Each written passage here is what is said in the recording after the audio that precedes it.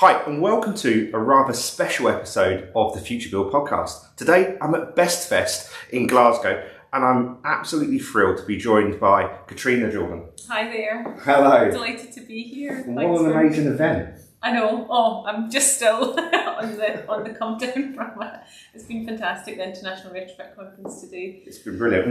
We've nicked your green room, and you've got a stellar lineup of speakers today. But before we delve into what you've been putting on today, and also we want to touch on Retrofit Scotland as well, I'd love to find out a little bit more about yourself. Yes, you're a chartered architect, by trade. I'm an architect. I graduated as an architect and worked in practice both local authority and private sector. And then I moved into education, so lecturing in architectural technology, predominantly at college, City of Glasgow College. And key focus was around anything specific to architecture, but across the whole spectrum, from design drawings to refurbishments, teaching, so really, really broad. And then how I moved into BEST, Built Environment Smart Transformation, was really working through a lot of their collaboration projects that they do with colleges. I was seconded onto one of their projects, and then through that just found more and more interest in BEST and what they were doing, and I moved over in 2021 and to lead a skills programme, so a training skills programme predominantly around passive house but also low carbon construction techniques, which then evolved into retrofit skills and training as well, and then led me to now leading the team within Retrofit. Brilliant. And so if anyone isn't aware of what BEST is, I mean, you've known 10 years, can you just give us a quick overview of what it is? So BEST is funded through the Scottish Funding Council, and we are there to support industry, academia and the public sector accelerate to zero carbon, but recognising in a just transition as well. And we do that through a whole host of activity, predominantly focusing on retrofit and modern methods of construction. So our campus, we have two big facilities, one where we do a lot of our manufacturing, so we have the only CLT press in the UK. We have a CNC router, which we've just recently acquired, and we're putting that into production. And then we have the National Retrofit Centre, which was opened by the First Minister at the beginning of January. And we've actually, last year, so at the end of last year, secured funding to undertake a retrofit of our own. So, talking the talk and walking the walk now sort of thing, which has been really challenging. So we received 1.2 million through the Heat Decarbonisation Fund, which is delivered via SALEX, and just like any other retrofit, we've got a staged approach. We can't do it all at once. We can't afford to do it, so we're just doing a proportion of it and focusing on the offices, getting that up to the best standard we can, removing our existing heating system and deploying heat pumps as well in the building. So, but we're not just doing that, we're using all the kind of technology and innovation that we are supporting the industry. So we're looking at developing an off-site cladding system that will be actually most of it will be manufactured in our manufacturing facility as well. Fantastic. Yeah. And you have a big approach around low carbon materials, in particular. You mentioned your CLC machines and press as well. Yeah. So there's a big focus on timber frame. Yeah, big huge focus on timber. We specifically Scottish homegrown timber. So Sam Hartley's MMC team, their focus is around how do we take Scottish homegrown timber, because I'm not so technical on this, but the structural stability of it, because it's to do with its moisture content. So, but by cross-laminating that, which we have in the CLT press, it ensures the structural stability of it. So that is actually one of the systems that we'll be piloting at the innovation in the retrofit. Is a CLT panel system with Scottish homegrown timber. So I was going to ask you actually about some of the maybe challenges that are unique to Scotland, especially in terms of retrofit. Yeah. So what's the scale of the challenge and the opportunity? Yeah, well, we know 80% of the existing building stock will be here today, or will be here in 2045. Yeah. So how do we retrofit that existing building stock? So big challenges. that local authorities will come to us and say, we've got this challenge to meet. How do we address it, and what we can do to support it? So there's a lot of challenges around retrofitting existing homes, and how we do that. And we've seen today a place-based approach, for example. How do we build in communities, engaging communities, thinking about the people who live in the homes, vulnerable people. How do we approach it? Mixed tenure. There's so complex and there's so much within it. What we've been really doing and trying to kind of focus in on is understanding how can best support that activity. That's why we've launched today Retrofit Scotland as one of the reasons, so that we can be really focused. We've got a brilliant, our team's evolved over the past year. We've got now some new experts in different areas. So we've got experts in social housing. We've got Sarah Edmonds, community engagement. And we've got Rob Morrison, who's now taken on a role at Best, but his background is around industrial retrofit, and also deploying that as a community facility for people. So we're now Retrofit Scotland. We're looking at these 4 key areas: experience in delivering. Now we've been doing that for the past 4 years, but we really want to focus in on the retrofit practical training. Before it's been quite general before, but we now have a real focus on retrofit and practical training, and then convening communities. So how can we bring communities and involve them? So we have a whole programme starting, I think the first activity is starting at the end of the year, and that will be delivered at Civic House, so a whole programme of engaging with the community, and that will be a 12-month programme called Retrofit Together Days. And then we've also been developing our offer. So what does retrofit, what can Best do? We do a lot of consultancy work, but in terms of it could be report writing, it can be supporting organisations with one-stop shops. We're doing a bit of work with Energy Systems Catapult around one-stop shops for York. So building on that experience that we can now support, within Scotland. So really supporting with using existing spaces and this kind of idea of business incubation, where businesses can work beside each other in a co-working environment and learn and build and develop ideas through that. So Best's focus on retrofit is now huge. For those watching and listening. So we're at Best Fest, which today is the International Retrofit Conference. You've just announced an alliance as well with nations, which we'll cover in a minute.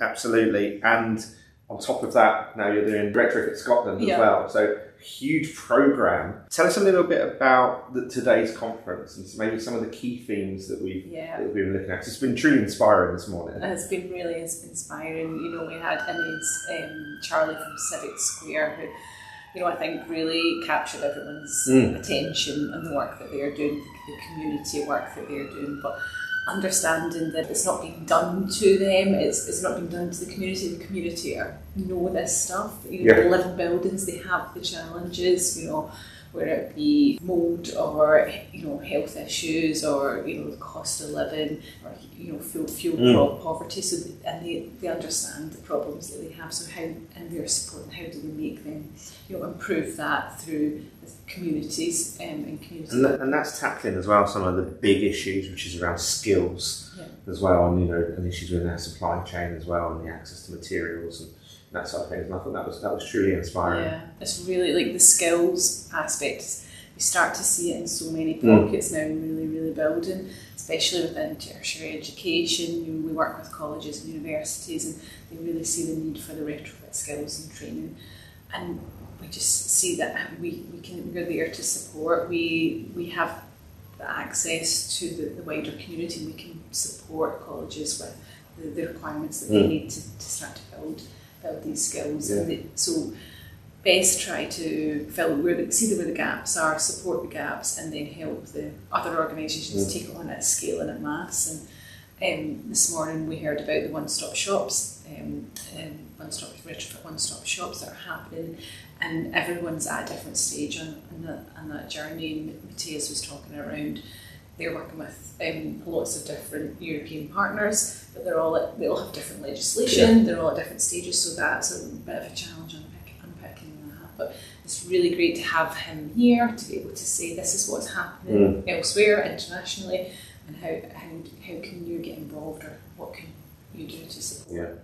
And then we had Duncan Baker-Brown, obviously huge into reuse, reconstruction, and maybe where Civic Square focused a little bit more on the community side, Duncan was showcasing some of the projects at scale as well that can happen. And actually we're in an amazing venue today that's gone through a huge retrofit project. Exactly, itself, and it's it's beautiful venue, and it's Morrison Construction that have carried out the retrofit of this building. But the stuff that Duncan was talking about, I was blown away by all the projects and all the reuse. I was like, that's, it's just, I was thinking, how do you get involved to do that? Because that's just mind blowing. Some of the, taking some of the existing structures and then reusing it for the other building, but just happened. It's like. And I think it showcases the innovation. It's not just the sort of the system change thinking. I think it's also the innovation that's coming through as well. And I think that's one of your pillars, isn't it? At best as well. It's almost developing some of those innovations that can almost achieve retrofit at scale as well. Yeah, definitely. With some of the work that we do with one particular company, Ecosystems Technology, they have a kit of parts system utilising Scottish homegrown timber, and how that can be adopted originally for retrofit projects. So they have a kit of part systems that can be deployed kind of on any building, and it's really great to see that retrofit solution kind of being developed. It's something that can be developed, can be scaled up, and we're really hoping.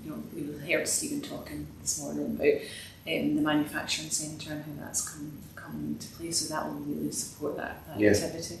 You've mentioned Passive House quite a lot. What's the sort of uptake of Passive House in Scotland? Because obviously you have your own regs here as well. Yeah. So we are working towards a Passive House Scottish equivalent standard. Okay. So it's coming into policy. So Best have been doing a whole host of workshops with the working group and Scottish Government around what should that standard be. So you obviously have a kind of range on the spectrum of who. You've got people who are passive house trust, for example, and then others that are maybe a bit more resistant. So we've been doing a lot of collaboration and working with them. And the public consultation just closed at the end of October, and the kind of timeline for that is 26 will come in kind of voluntary regulations, and then 28 will be mandatory. What those regulations are still being defined, but what's been really great is when we're in the room with these people who maybe house builders are not so keen on moving to that standard, for example, they understand the need and the urgency to do it, and it's how do they get there in a timely manner that will allow them to their supply chain, their teams to be upskilled. So that's really something we've put forward to the Scottish Government, is we need, the upskilling piece is huge. But one thing that's happened in Scotland is a net zero building standard for public sector buildings, which basically, if achieving a passive house or low carbon construction equivalent meets the standards. So Tier 1, and this is for public buildings, so a lot of schools in Scotland are being built to passive house standards. So I think there's 15 just now on the books currently to passive house standard.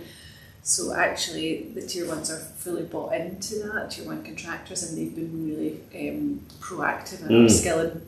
And we actually had a session yesterday at Best Fest in the afternoon where we've been working with 5 Tier 1 contractors in Morrison Construction, Kier, Balfour Beatty, and Morgan Sindel, and there's one other I've forgotten. But we've been working with them, and they've produced a paper on things for clients to think about when they're procuring these passive house buildings in terms of standardising detail in construction. Some form factor issues as well. And after we had a session in the afternoon workshop, and someone said to me, it's just brilliant to hear contractors now telling us about passive house. Yeah. They're saying it's just fantastic to have. It's just totally flipped. We have a very big partnership. I've worked a long time with John Brookland over at the Passive House Trust, and it's been, and I think we're going to do something at the show in March as well, just showing the scale of uptake as well. It's now in the thousands of it's brilliant. certified buildings coming through. Yeah, it's really, really huge, and Passive House Trust have been instrumental in supporting the group as well. It's really, but there's been that pipeline of work, So that's, it's been excellent. It's been great for them to jump on board, and hopefully whatever the Pacific Scottish equivalent standard will be will motivate that change as well. And so we don't need to retrofit what we're building today. We can avoid that as much as possible. Big theme, and I think you've mentioned it there, it's been collaboration and, these groups of whether it's tier one contractors or the supply chain coming together. Yeah. And I think it's probably worth talking about your alliance as well, with nations as well. That's a fantastic collaborative project. It's been really good. National Retrofit Hub have been instrumental in managing that and pulling the group together, but we've been, meeting regularly to understand how we can all learn from each other, basically, and everyone's at a different stage in the journey. As you've seen, Northern Ireland's slightly further behind. Republic of Ireland, they've got a retrofit strategy, so they're further ahead. But then, as Joe was mentioning, they're at the kind of finish line, and they've got to unpick all the way back and how okay, you've got to do this, but how can you do it, and how can you bring everyone? Yeah. And then in Wales, we're seeing a lot of exemplar projects coming out as well. So this is across the full journey, and it's really good. Where Scotland sits slightly different. We've got some policies in place that maybe don't meet some of the requirements. We don't fully adopt past 2035. There's this kind of a lot of the contracts are kind of an influence of, or it's not quite defined. But so we're at a kind of different journey, a different stage in that as well. Yeah. But we did a report just specifically on Glasgow, but the need for a retrofit hub. And again, it was stakeholder engagement through that, and what the hub should be. So hopefully we've taken some learnings from that, which we can deploy in Retrofit Scotland as well. Brilliant. I think events like Best Fest and what you've done today, the International Retrofit Conference, are so great, bringing so many minds together. This event has grown rapidly over the years, and there's 500 people here today. You had to provide everyone lunch, so thank you for that. But I think one of the key things is what's the actions that come out of this, and it'd be great to what's your view? What does the next next year look like, and also going forward for I think it's always we always reflect after and say, well, what's the takeaways and what do we need to do now? So today was all about ambition into action, and seeing where last year we kind of said, we had quite a lot with the International Retrofit Conference, more so than Best Fest. It was a lot more scene setting, and we felt like we need activity is really happening, so we need to demonstrate that and what comes next as well. And I think we kind of collaboration is at the heart of everything that we do. And when you're in the room and you see all the people that you're working with, and you actually can take a bit of time and go, we're doing some really great stuff, but we just want to do more, we want to amplify it, or we want to bring other people in. So that's all. Best Fest is the opportunity to join those connections, really. So I think the big announcement today was obviously Retrofit Scotland. What's the next steps for that? How can people get involved? Yeah, so this afternoon we have a workshop, which will split into the three areas of education, communities, and wider kind of business engagement. So what we really want out of that is what's needed. We have ideas of what we think is needed, but we want to hear from industry, and we want to get industry and public sector and academia all involved so that we can support that journey. Our practical training that we're developing will be there to support universities and colleges slot into their curriculum. So the ambition is that through the hub and spoke model, National Retrofit Centre, Scotland's National Retrofit Centre being the hub, and then the spoke, and that's beyond Scotland as well, the ambition. Yeah. Oh, it's brilliant. Well, I think if you're listening to this, there's going to be so much coming out of Best and the National Retrofit Centre, so it's an exciting time. Yeah, thank you so much. Thank you. Lovely to. So, carrying on the Futurebuild special at Best Fest, I'm absolutely pleased to be joined by Lynsey Brydson, Impact Programme Director here at Best. Lynsey, great to have you on. Thanks for having me on, Martin. I appreciate it. So I wanted to start off, and as we always do, just find out a little bit about yourself and maybe your career in the built environment. Yeah, sure. So as I said, I'm Impact Programme Director at Best. I've been with Best for 6 years now. Doesn't feel like 6 years at all. I started with Best as a Programme Manager. And then moved to impact manager position, and then more recently was head of digital, and then over the summer became Impact Programme Director. Prior to Best, my background was working in construction, mainly business development and marketing for a variety of sort of tier 1, tier 2 contractors within Scotland. And I'll be honest, I fell into construction as a career. It wasn't planned, but I've been working in the industry for about 13 years now, and it's one of those, life chances that has completely paid out. It's been a great career for me. So before we sort of go into Best and 10 years of Best as well, it'd be great sort of maybe touching on some points in your career as well, around those sort of 13 years. What have some of the challenges been? What some of the highs been? Yeah, so challenges and highs. More recently, working in innovation is just such an incredibly exciting space to be in, and that's really that's something that I personally find really motivates me. I enjoy the chat, but there is challenge intrinsic into that. Because you're trying to do things differently, and there's a lot to be done in terms of, rather than just solving a problem, you're also having to look at the much bigger picture of how innovation can be implemented at scale, and that is a challenge for myself and for the team at Best in general. Just an example of that, for example, we've spoken a lot this morning about Retrofit, about the skills gap within Retrofit, and that's something we discussed yesterday at the Best Summit as well. So you could come up with the best solution in the world, but if you don't have the workforce to deliver that, then you're hitting a major problem.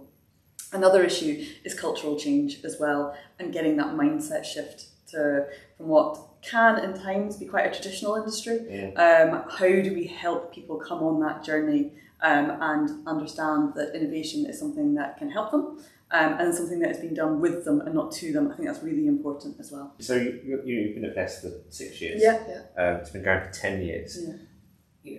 Are we starting to see that change? Yeah, I think we are. It's still, and there are always setbacks along the way, and I wouldn't say it's not a linear path. Things will happen and they will stop, and then something else will come along. But certainly in terms of Best as an organisation, I mean, when we started 10 years ago from nothing, there was no innovation centre for the built environment within Scotland. And now the size that we are, having substantial impact. We are working out with Scotland, we're working UK, we're also working internationally now as well. And it's just one of the things I really enjoy about being at Best is getting to collaborate with people who get it. And I want to support you and help you move on the journey. That is not to say that you should forget people who are maybe a bit more resistant, that you have to help try and bring them on the path as well. Tell us a little bit about the Scottish built environment. Maybe some of the, you have your own regs up here. We do. Slight differences. Maybe some of the things that makes it a little bit more unique. As you say, building regs planning are different.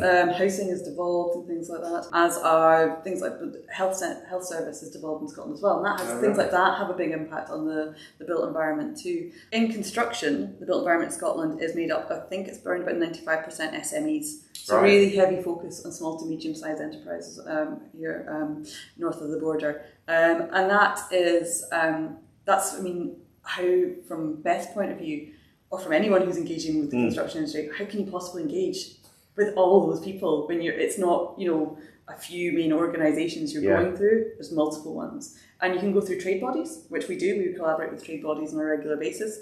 But again, there are a lot of trade bodies in Scotland as well.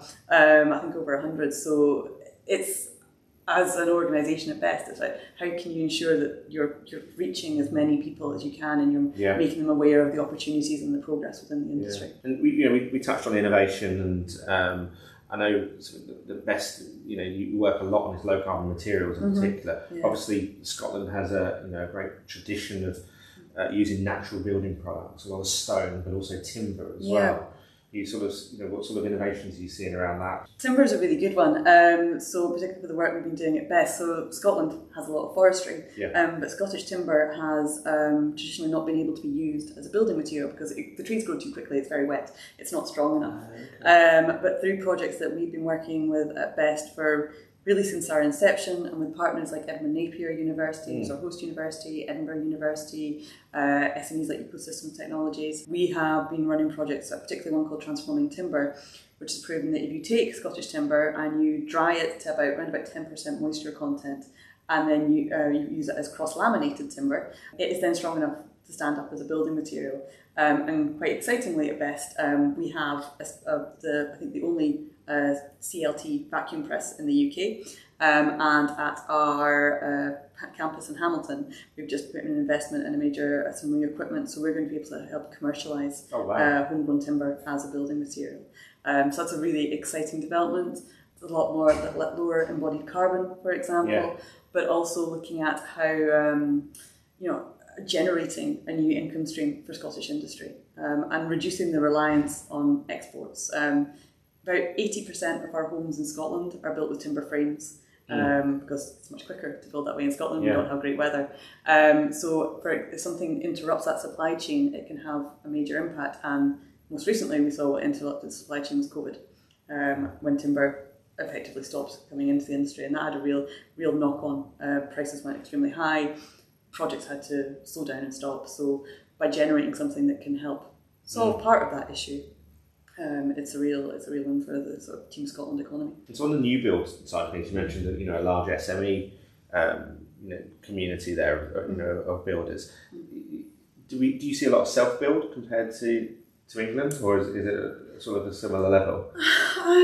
I'd say it's probably around about a similar level. Okay. It's not. There are some really good examples. There was a government grant for self build, but I'm not sure how successful it was.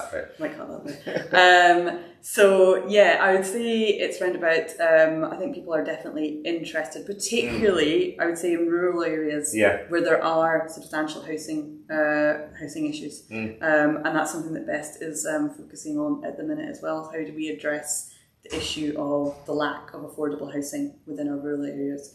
Working with partners like Highlands and Islands Enterprise, for example, Highlands Council.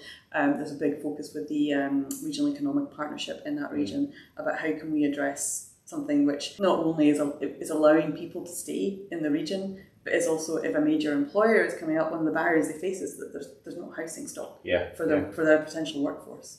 So it's an economic enabler as well. I imagine that's something that's quite unique to Scotland, where you have these real isolated rural communities, in fact. It applies. I live in the south of Scotland, and actually it applies to the south of Scotland as well. So to a degree as well, it's difficult to get enough affordable housing. So your young people leave the region, and that's what you want to retain. So we just had Katrina on, and we were talking quite a lot about the retrofit and massive announcement today, obviously around Retrofit Scotland, which is going to have so much of an impact. Can you tell us a little bit maybe about the sort of the scale of retrofit in Scotland, and just maybe some of the opportunities around that? Yeah, so like any country, we need to retrofit our building stock, and as I'm sure you know, the UK, and not just Scotland in particular, but has some of the oldest and leakiest stock in Europe.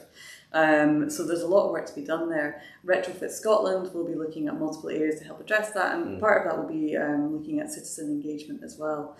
So the Green Economy Centre for High Density Buildings, which was launched yesterday at the Best Summit, with the multiple partners from the University of Edinburgh leading on that. That's looking at high density buildings and how we can retrofit them.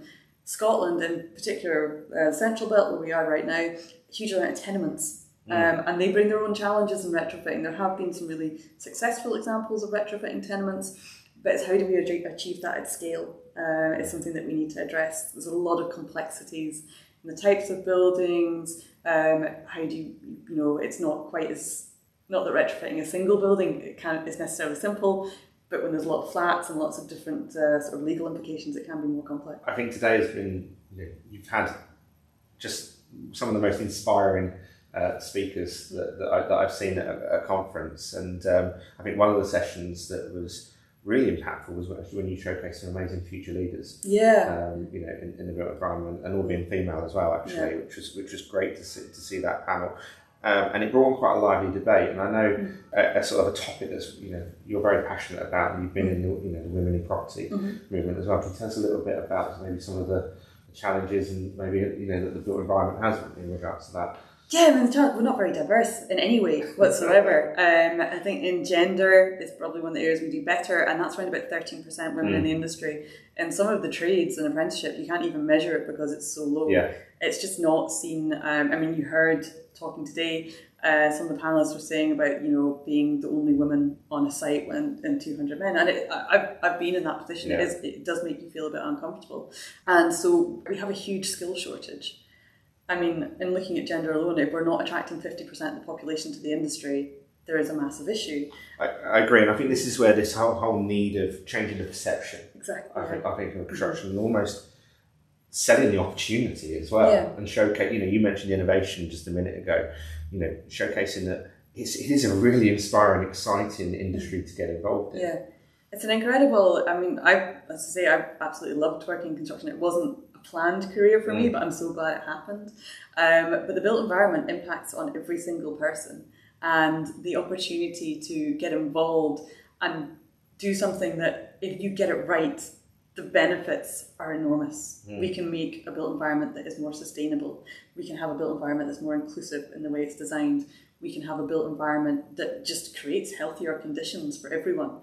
That sort of impact is absolutely massive. There are lots of benefits to it as well. I find it to be quite a flexible area in terms of career change and working in different things.